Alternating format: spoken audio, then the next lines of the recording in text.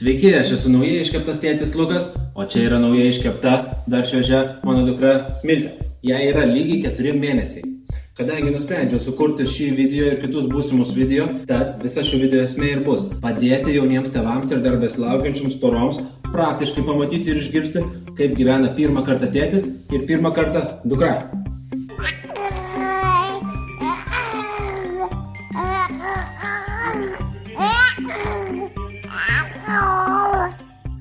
Kodėl tėtis, o ne mama? Su mama viskas yra labai gerai. Mano žmona Ieva yra labai atsidavusi mama. Tačiau, kodėl neišgirdus, kaip tėvystė skamba iš vyro pusės? Susikūriau savo galimybę skirti labai daug laiko kūdikiui. Ir man tai patinka. Neskubu užsiimti savo pomėgiais gamtoje. Vis dar stengiuosi suplanuoti išvykimus tuomet, kai Smiltė miega. Tad augame visi kartu.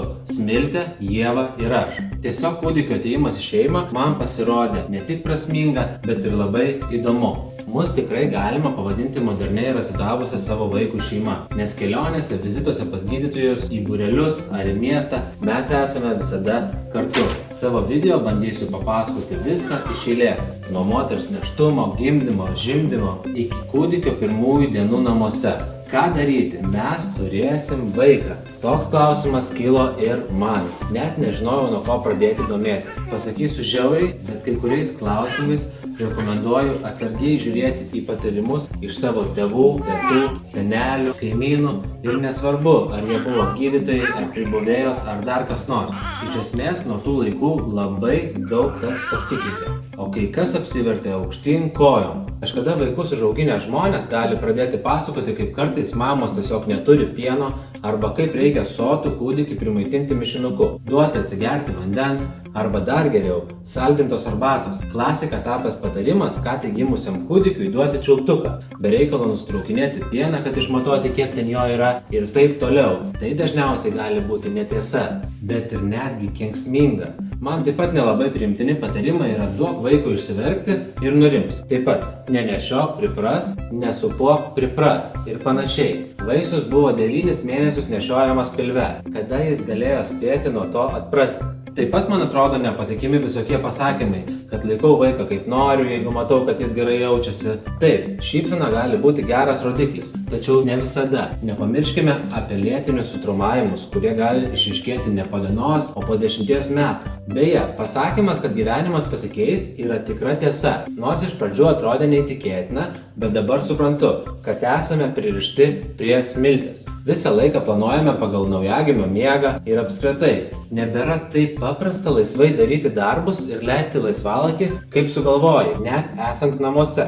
Be to teko priprasti prie garsaus verkimo, kuris yra ne kas kita, o naujagimių poreikių išraiška. Taip pat, kuomet darysiu video apie Smiltės mėnesių pasiekimus ir mūsų iššūkius, papasakosiu apie tai, kas yra augimo šuoliai ir kada jie būna. O tai tikrai sunkus periodas visiems namams. Svarbiausia pasiruošti ir suprasti, kad tai yra toks etapas. Pasaulis iš tavęs reikalauja globėjiškumo, atsidavimo ir kantrybės ir dar kartą kantrybės. Tiek, kiek jos dar niekada nereikėjo. Atliepus kūdikio poreikiams, bandant jį geriau suprasti, ryšys tarp tėvų ir vaiko labai sparčiai stiprėja.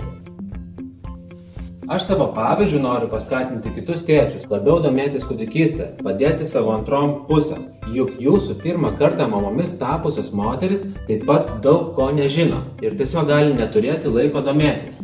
Pavyzdžiui, pirmosiomis dienomis mano žmona Ieva beveik nieko daugiau nedarė, tik tai gulėjo ir žindė Smiltę. O aš garsiai skaičiau knygas, straipsnius, įvairių šaltinių informaciją apie kūdikio auginimą.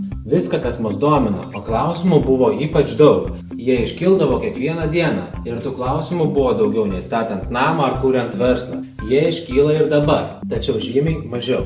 Dar kartą noriu pabrėžti, kad pirmą kartą tėtis projekto tikslas yra edukacinis ir jokių tabų jame nebus. Tikslas yra sutaupyti laiko kitiems, įkvėpti domėtis, padėti susipažinti su netolima ateitimi, tuo pačiu galiu realizuoti save ir atiduoti savo patirtį kitiems. Kai kažką pamatai ir išgirsti, jau viskas atrodo nebe taip sudėtinga ir klausimų lieka žymiai mažiau. Pavyzdžiui, mums su Ieva labai pravertė pasižiūrėti realų gimdymo video su visais iš pirmo žvilgsnio kraupiais efektais. Tuomet jau žinai, kas tas gimdymas, Kai sužinojau, ko laukti ir kaip viskas daugmaž atrodys, mano baimės dalyvauti gimdyme tiesiog nebeliko, o motyvacija padidėjo 100 kartų. Nežinojau, kaip mano pagalbos ir palaikymo reikės Ievai, juk tai jai reikės atlikti visą darbą, o man viso labo tik ją palaikyti. Todėl labai noriu akcentuoti vyro dalyvavimą gimdyme, būtent dėl moters palaikymo ir be abejo ryšio su vaiku užmezgimo, nes vaikas ne jos vienos, o jūsų abiejų. Plačiau apie gimdymą ir ypatingai svarbės vyro pareigas jame jau neužilgo. Taigi, kažkam pasakiau, kad kursiu video, kuriuos peržiūrėję jauni tėvai galės jaustis daugiau sužinoję. O tas žmogus manęs paklausė, rodysi savo vaiką ne tik Instagram'e, Facebook'e, bet ir YouTube'e? Koks tikslas išvis dėti vaiko nuotrauką, kurioje ant jo veido yra uždėtas smailas? Nužiūrės, kas jį nužiūrės? Ką tai reiškia ir kokiame amžiuje mes dabar gyvename? Trumpai tariant, mūsų nuomonė apie tai yra labai aiški. Jeigu Beyoncės vaikų niekas nenužiūri, tai nenužiūrės ir Smiltės. Taip, diskusija šio klausimu gali būti įdomi ir visi turės savo argumentų. Žinoma, kieno vaikas, tas ir sprendžia visus su juo susijusius klausimus. Manęs gali laukti susidūrimas su taip vadinamomis supermamomis, kurios dažnai pripažįsta tik vieną nuomonę. Na pavyzdžiui, mūsų sprendimas iki šiol kartu miegoti su Smilte būtų priimtas plojimais. Tačiau tikrai nesu kategoriškos nuomonės ir žinau, kad gamtoje visi gyvūnai miega kartu su mama. Bet negaliu teigti 100%, jog ir žmonijai reikia taip daryti. Mūsų šeimoje taip gavosi visiškai natūraliai. Tokiose ir panašiose situacijose, mano galva, daugiausiai reikėtų pasikliauti savo jausmais ir daryti taip, kad būtumėte laimingi jūs, o ne kitos mamos. Man patinka visko domėtis ir trumpai tariant, nieko nedarau bet kaip. Taigi, vaiko auginimas tikrai tas dalykas, kuris reikalauja didelio pasiruošimo. Kaip jau minėjau, vaikas ne tik mamos, bet ir tėčio. Todėl mūsų šeima tikrai nebegyvena tose laikose, kuomet buvo priimta, kad vaikas yra moters atsakomybė, o jai dar padeda namuose likusi mama, sesuo, teta ar kaimynė. Dabar moteris paprastai būna viena, tad reikia įsitraukti ir vyrams. Noriu pabrėžti, kad visos mūsų patirtis ir patarimai yra tik mano nuomonė ir mūsų išgyvenimai. Taigi, reaguokite racionaliai ir žiūrėkite atsakingai, pasirinkdami savo tinkamiausią būdą viskam, kas susijęs su jumis ir jūsų mažyliu. Prenumeruokite mano kanalą ir netrukus pamatysite kitą video, kuriame papasakosiu, kaip ruošiamės važiuoti į gimdymo namus ir ką reikia turėti iki gimstant vaikui. Ačiū, kad žiūrėjote mano video, o jeigu norite pamatyti daugiau tikro 4 mėnesių Smiltės gyvenimo, sekite mūsų Instagramo istorijas. Iki!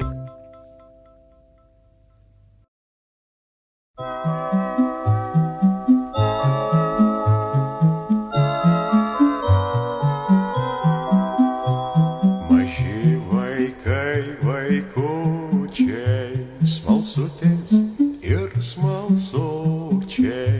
Smalsaukite ir keliaukite Australijon visi. Smalsaukite ir keliaukite Australijon visi.